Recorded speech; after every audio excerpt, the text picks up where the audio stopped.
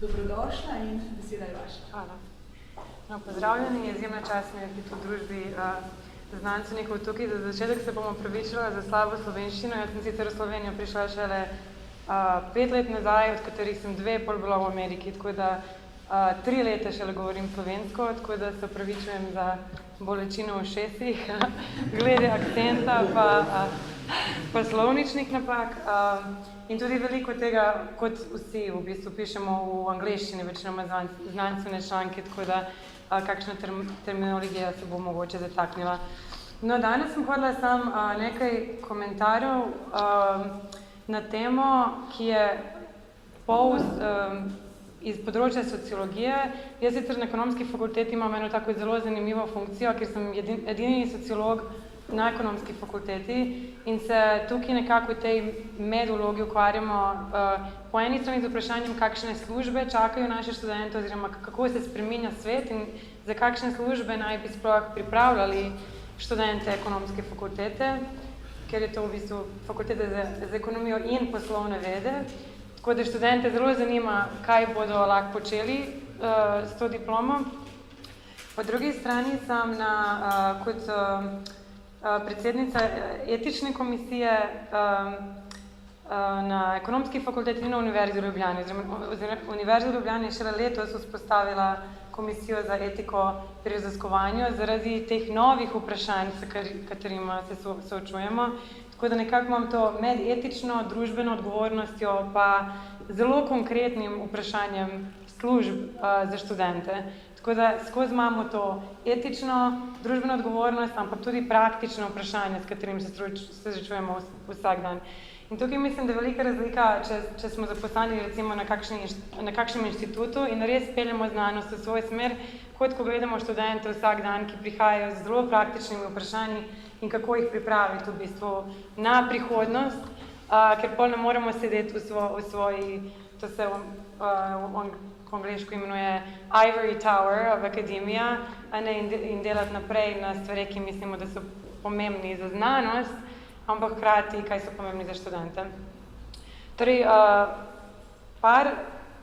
nekatere točke bi izpostavila, 5 glavnih stvari bi povedala danes. Prva je spremenjujoča narava služb, za katere pripravljamo študenti in bomo malo kasneje poslušali o umetni inteligenci. Tukaj se seveda je vprašanje, kakšne službe nas čakajo in to, kar je zame pomembno vprašanje, je, če univerza dela dovolj na pripravljanju študentov za službe, ki nas čakajo in vemo seveda, da odgovor ne. Vprašanje, kaj bi univerza lahko naredila več, da pripravimo študente za te službe. Vemo, da počasi je ta polarizacija služb, še več se pričakuje služb, ki so take ljudski, recimo nurses aides, ki delajo in pomagajo starejšim bolnikom, stvari, ki jih ne morejo roboti, avtomatika pomagati, pa fizioterapeuti in tako naprej, pa tudi postrežbo v gostilnah, torej bolj en tak, imenuje se hollowing out of the middle class, da ta srednja klasa počasi imamo te zelo visoke in nizke, oziroma ta lower class pa upper class in da se vse bolj porivajo službe v teh dveh smerih in da, kot je recimo, ko je bila industrijska revolucija, smo videli seveda, da so tudi vsi se mogli, veliko ljudi ostalo brez službe oziroma so se mogli prekvalificirati. To, kar je pa je zdaj različno, je, da je ta srednja klasa, ki je prej bila relativno komfortna, je ta, ki se zdaj soočuje s težavo, da jim služba bo počasi zamenjena z avtomatiko. In lahko rečemo, da ki ima recimo je magister znanosti, že nekako obvladuje svoje področje, za njega bo veliko težje se sooči s tem, da ga zamenja mašino oziroma da dela skupaj z mašino kot enega, ki pač pomaga v fabriki pri delu z avtomatikom. Torej, to je zdaj problem. Drugo vprašanje je, kjer so družbene pa etične vprašanja z razvojem robotike pa tehnologije. In tukaj recimo vemo, da zdaj kompjuterji veliko boljše rešuje, recimo ta Watson, ta program, o katerem bomo mogoče več slišali, ki je zdaj zelo dobro pripravljen pregledati vso znanstveno literaturo, recimo iz onkologije in boljše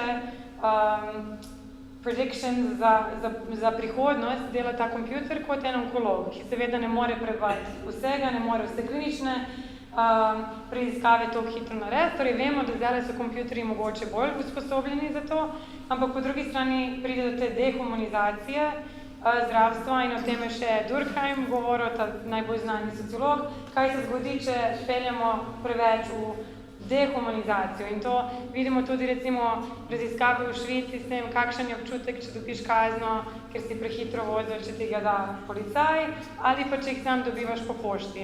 Kako počasi ta ena dehumanizacija in eno preveč odmaknjeno od enega ljudskega dotika, kaj se bo zares zgodilo. Tudi vemo, recimo, da posebej v Ameriki podatki, ki jih imamo v kriminalističnem sistemu, so zelo rasistični. In kaj se zgodi, če zdaj mašine se učijo na podatkih, ki so rasistični. Torej, zelo podatki, recimo, estimation, ali se bo en vrnil v zapor potem, ko je puščen ven. Če to delamo na podatkih, ki so že narobe narejeni, pa to ni v redu. In tukaj je pa problem, kaj recimo, recimo na Japonskem je zdaj država vsako leto in posebej leta 2016 je začela rezati programe iz humanistike in iz družboslovja. In jaz predavam na sociologiji in na ekonomiji in vidim razliko, recimo študent, ki jih zanima, zakaj bi en študent danes študiral sociologijo, kakšne službe ga bo dočakalo, oziroma koliko denar bo ta študent lahko zaslužil. Vsako leto imamo vse manj študentov na sociologiji. Japonska pa je zaradi tega začela rezati denar, ki jih država daje za programe družbenih ved pa humanistike. Ampak po drugi strani vemo, da v prihodnosti tudi en mora pisati to, kaj imenujemo, kdo bo pesnik prihodnosti, oziroma tudi umetna inteligenca rabi en, ki bo napisal ta program, en, ki bo napisal ta customer service, ko se pogovarjaš na telefonu, kdo bo napisal besede, katere bodo uporabljali. In zato rabimo humanistiko. Tudi za vprašanje zakaj, zakaj je to sploh smiselno, rabimo sociologijo pa humanistiko. In tu mislim, da je vloga, ki je država, igra zelo, zelo pomembna, ker če država ne podpira takšne vede, pa tudi študentov bo vse manj. In mogoče takšni, in veliko se pogovarjamo o tem, ker recimo trenutno se prijavljam za to, za ERC, oziroma za grant od Evropske komisije. S tem denarjem lahko res narediš nekaj v znanosti, sicer pa vemo, koliko je težko takšnih enih humanističnih vprašanj dobi denar, recimo države, zdaj je to skoraj nemogoče.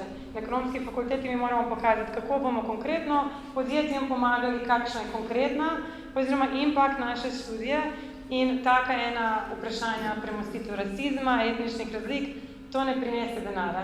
In pol moramo iti na Evropsko komisijo za takšen denar, ker je države vse manj denarja za takšno vprašanje. In to vidim kot eno od največjih težav, s katerim se mladi raziskovalci srečujemo.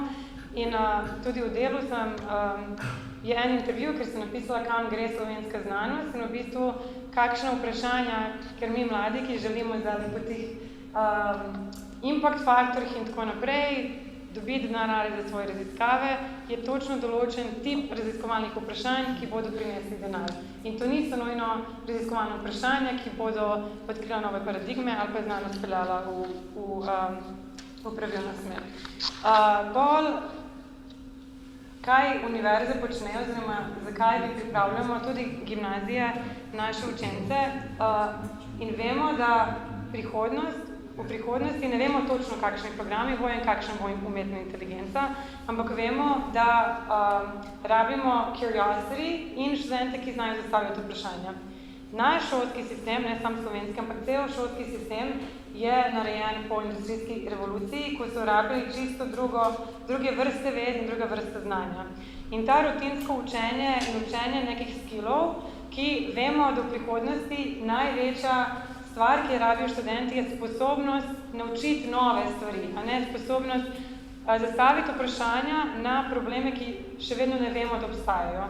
In to tudi v srednji šoli in na fakulteti, tukaj posebej, mislim, da v tem postsocialističnem regionu ne učimo študente, oziroma kaznujemo študente, ki think out of the box.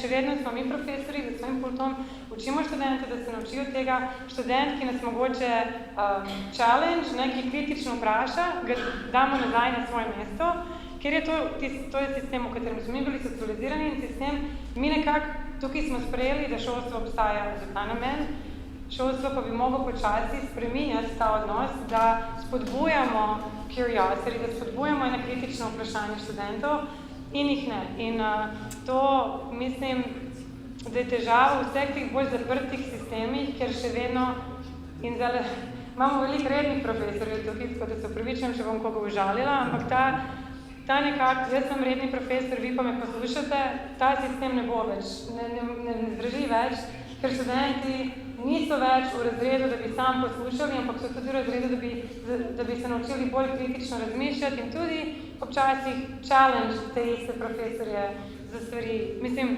ne moremo premakniti znanost naprej, če imamo še vedno takšen sistem. In tudi v tem članku delu sem tudi poudarjala drugo stvar, ki je do zaprtih sistemih, kot je slovenski, ampak tudi recimo švicarski, ker je majhen šolski sistem, da profesor svoje asistente uči, da počasi prevzamejo to, kar je ta profesor, oziroma ne odprti sistem, kot v Ameriki, da vsakih 6 letih se spreminjajo, oziroma luftiranje sistema se dogaja na vsakih 5 ali 10 let, to se tukaj ne dogaja. In jaz vidim, kaj se dogaja na konkursih za asistente in izredne profesorje v Sloveniji, v Bosni, v Srbiji in toliko ljudi, ki čakajo na te bolj stabilne pozicije, redne pozicije, toliko je morje teh ljudi, da seveda profesori izberete svoje, ki so čakali v vrsti, pa si ti hvaležen, ker si dolgo... In pol je to, se vse bolj zapira ta sistem. In recimo, ko sem jaz prišla na ekonomsko fakulteto, prišla sem na katedro za statistiko, mogoče bi obstajal, ne vem, en slovenski doktoriral na MIT-u, pravi statistike, ki želi priti nazaj, ker ima rad Slovenijo, on ne bo mogel priti nazaj, ker ti konkursi niso odprti, kot vemo. Mislim, niso toliko odprti, ker ta sistem ni odprt. In če ni tega luftiranja, pa tudi druge veje znanosti oziroma druge paradigme tudi ne morejo priti not. Vsaj to je moje videnje enega, ki je 15 let v Ameriki študiral, koliko je težko zdajle v tem sistemu res nekaj novega narediti. Ena stvar je seveda impact factori in neoliberalizacija šolstva in to, da zdaj delamo impact faktor, točkovalnik, koliko citatov imamo, torej delamo sam na eni neznanstveni oziroma ta sama ideja, da impact faktor se šteje tudi tisti, ki te citirajo, pa se ne strinjajo. Jaz mislim, ta impact faktor in kakšen impact mi delamo, se meri na en način, ki je čisto mimo tega, ali res delamo impact na družbo, na znanje in tako naprej. In na koncu bi rekla,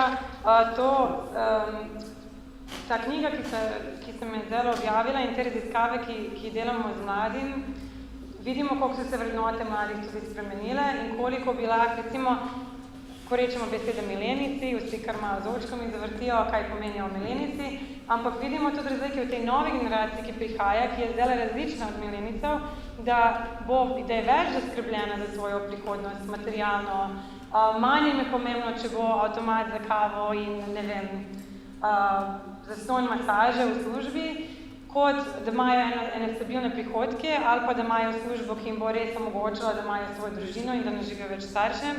In te mladi, ki so socializirani v sistemu, ki je globaliziran in odprt, da moramo naučiti tudi spodbujati takšne študente, ki te character skills, ki jih imenujemo. Mi rabimo delati te character skills in moje glavno vprašanje bi bilo, na kak način nazaj v univerze pripeljamo spodbujanje teh character skills, ne pa sam znanje, peljanje znanja naprej. In bi sem zaključila. Hvala.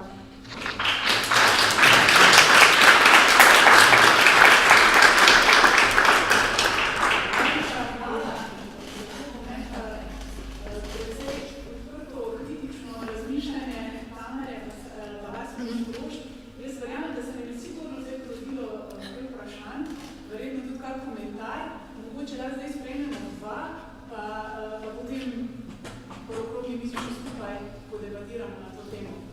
Bi pa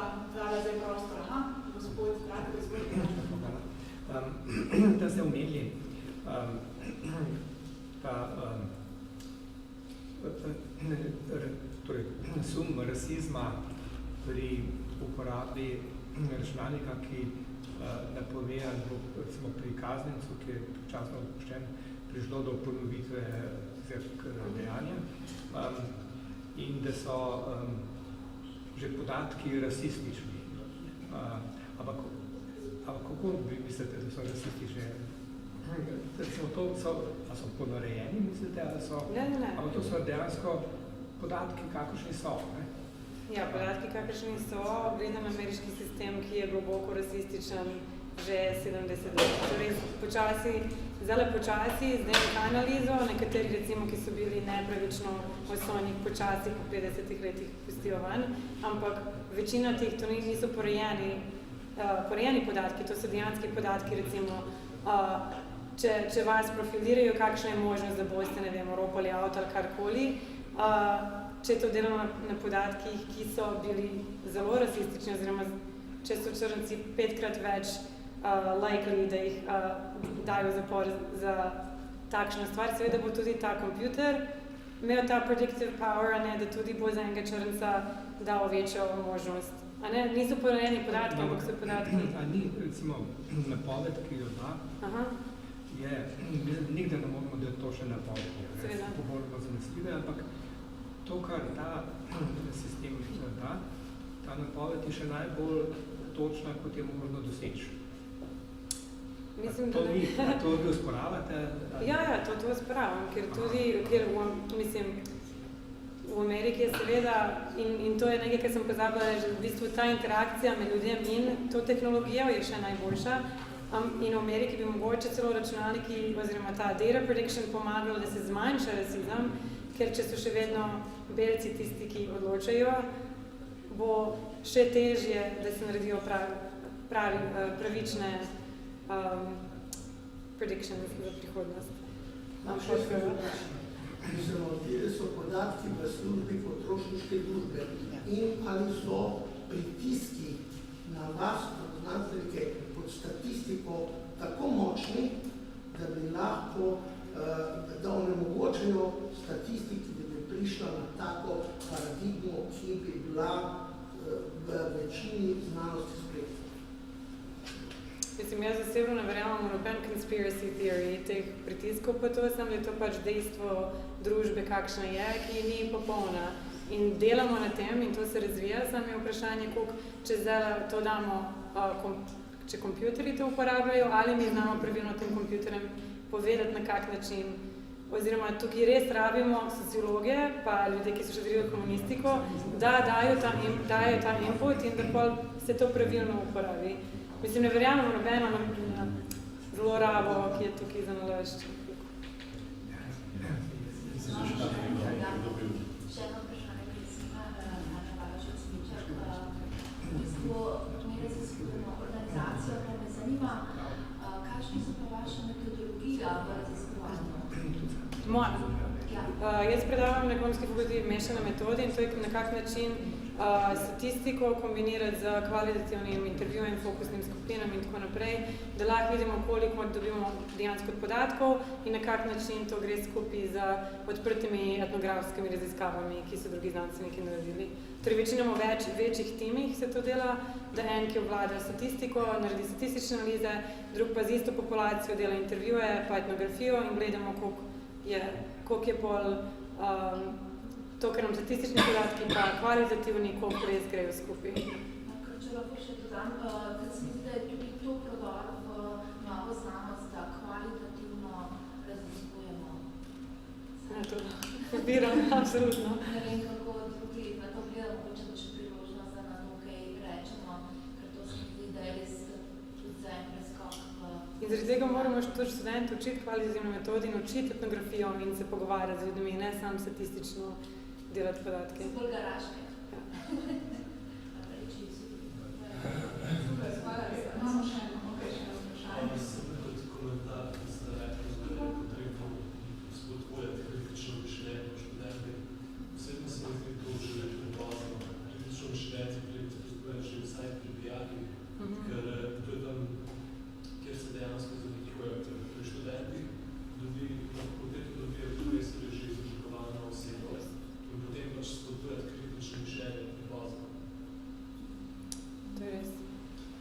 Hvala za ta komentar. Zdaj pa imamo še eno, ne? No, se lahko tudi bolj. Hvala se. Ste se hoče še navezati? Ja, v bistvu tudi, in na to navezati pa tudi vprašanje, v bistvu je to, kar ste rekla v šolstvu, tudi v bistvu je to problem naše mentalitete slovenske, da smo dokaj poslušni napisano besedo. Pa me zanima, kaj opazujete, ker ste tudi v Ameriki študirali, naši namreč, ki imajo kritično mišljenje, veliko odhajajo ven in me zanima, zdaj, ko se svet izravnava, kakšno možnost ima Slovenija v tem, da dobi te ljudi nazaj oziroma da ostane ta del? Začetek, da se odpre sistem, malo več, tako da so ti recimo konkursi na fakultetih res odprti in da res lahko pridejo nazaj Slovenci, ki so, ker imamo res vrhunske slovenske znanstvenike po svetu. Druga stvar je, da zelo so uspešni slovenski študenti iz nekaterih fakultete, ki grejo v Ameriko. Torej, očitno je nekaj, kaj naša univerza tukaj počne pravilno, če so to konkurenčni, ko grejo na doktorate in potem ven. In pol ugotoviti, kaj nam gre in kaj nam mogoče ne gre. Ker to, kar nam gre poslati ven, je elektrotehnika, tudi biologija, kemija, to nam res gre usposobiti znanstveniki v teh področjih in to so tisti, ki grejo ven. Pol pa bolj spodbudi tudi te druge, ne vem, meni se zdi, da ta vlaganje oziroma spoštovanje, ker točno vidim, ko si jaz predstavim, da sem statistik ali pa sociolog, drugi občutek dobiš in da tudi FDV študenti se ne čutijo v slovenski skupnosti kot manj vredni oziroma oni neki delajo tam neki soft, da tudi ti študenti čutijo svojo vrednost v tem, kaj študirajo, ne pa FDV kot neki tako. Super, hvala lepa. Mogoče tudi to vprašanje